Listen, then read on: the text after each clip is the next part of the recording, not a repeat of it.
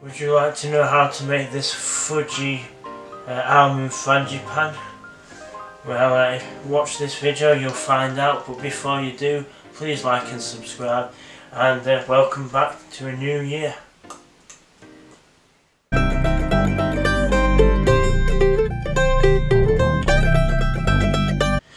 Right guys, welcome back into the kitchen.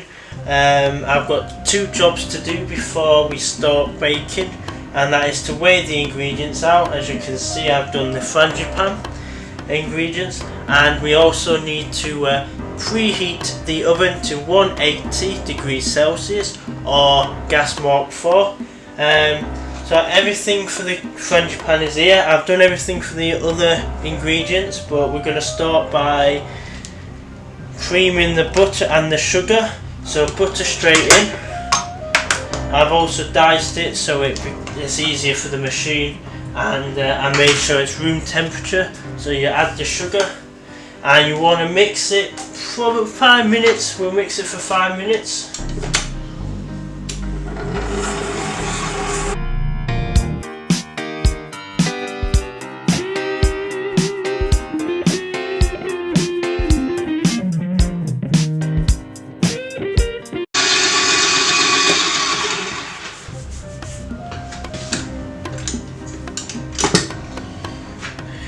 Right, so now cream the butter and the sugar till it's pale and smooth, and what I'm going to do is I'm going to add one egg at a time and mix it in. So we've got some organic large eggs, so you just need 2 of them. So one into you go, and then mix it.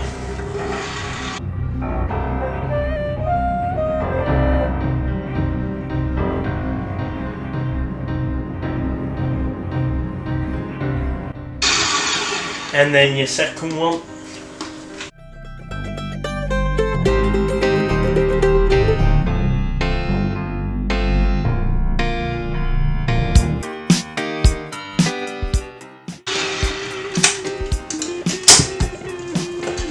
As you may see, it's all mixed in. So now the eggs are in.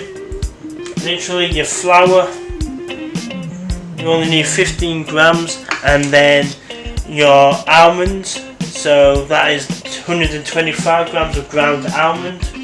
I'll put them in together and then mix it till it's smooth.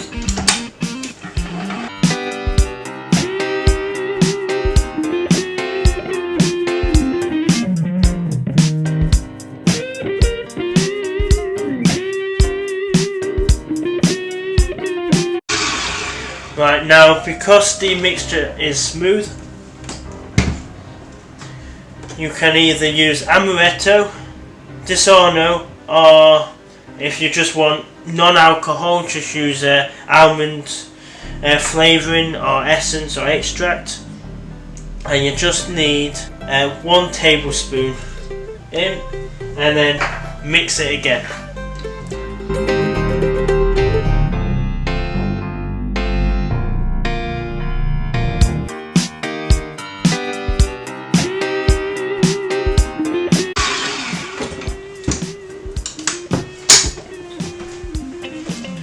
And once it's all mixed, grab your spatula or spoon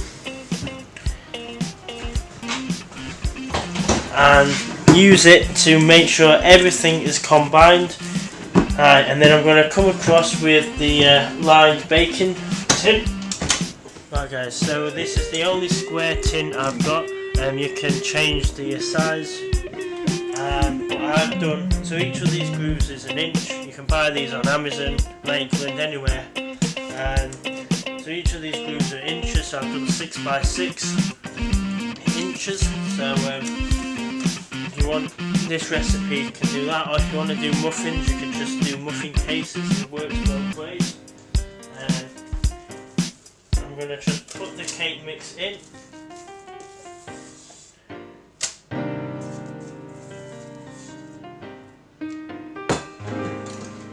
And then get yourself some another spatula, just because it's easier to spread it with something smaller.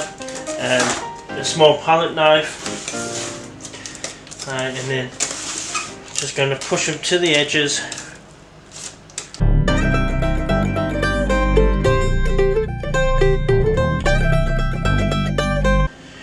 You don't need to be too fussy about the top, because obviously when you cook the cake, it will obviously become more liquid and it will flatten itself out.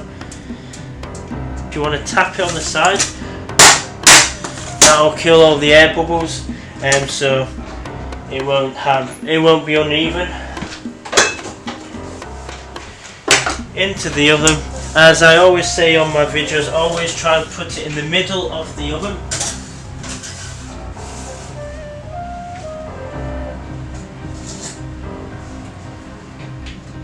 And then you want to cook it for 10 to 15 minutes. And I'll get back to you for the next stage. Right, so for the cherry puree, we're going to get 500 grams of cherries pitted and seeds taken out of. I've just mixed the stalk. That's my bad. Also, there's some lemon zest in there. Only need 1 lemon zest, and then 85 grams of sugar and 100 ml of water. And we're going to bring it up to the boil. We're going to bring it up to the boil and take it down to the simmer, and then we will also just blitz it up, ready for the top of the frangipane. While we've got the cherries on to heat up, got a cold pan, got 50 grams of sugar, 250 grams of almonds, and just a drop of water just to easy cook the sugar, and bring it on a high heat. And when the sugar starts dissolving, we'll take it off. You may be able to hear the almonds sizzling. That means the water's disappeared and the sugar's touching the hot pan. So I'm going to take it off. It looks like there's water in it, it's just the sugar melted. And I'm going to put it straight onto a mat, let it cool down. You may not be able to see it, but you can get these mats. They come in a roll, you just cut to size. It's good for baking anything, non-stick, easy to clean. I've got almonds. I'm going to just put it onto the tray, ready to cool down.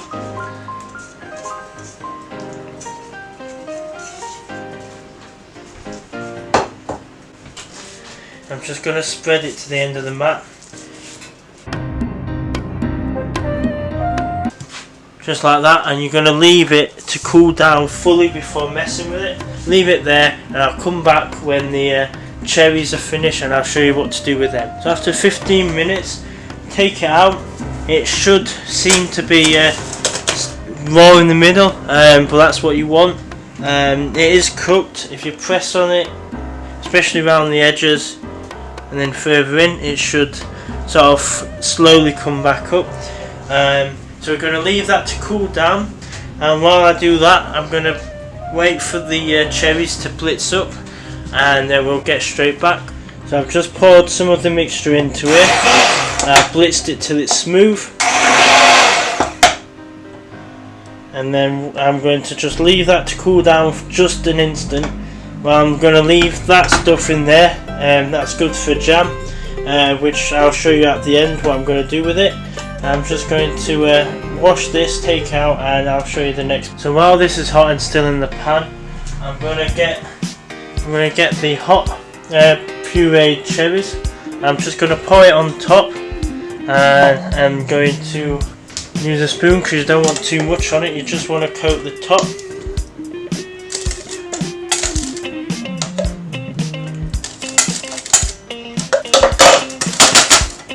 Going to bang it a bit so the liquid's going to find, and then I'm going to leave it till it's stone cold, because otherwise the sponge is going to break, the liquid's gonna just run off, and that's not what you want. So I'll give it 10-15 minutes, maybe 20 minutes, and I'll come back to you. Right, so the almonds, I've just put the almonds inside the pan, and what I'm going to do is I'm going to put lid on. It doesn't have to be a pan, it can be anything else, and just shake it, and it'll powderise the sugar. So the bake well, get a knife, and we're going to cut them into portions.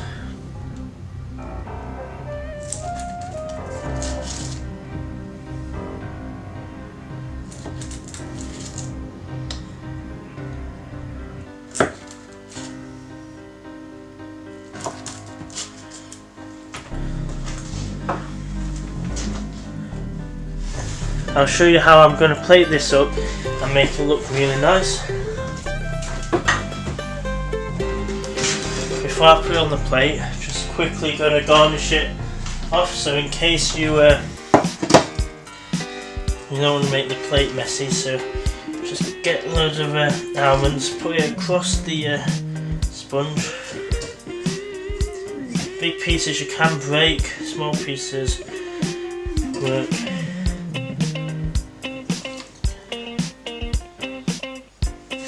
Like that. You see how the jam is? Just going to put it in the middle, just off centre.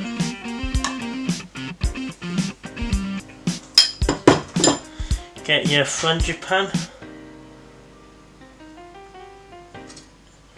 like that, and there you go.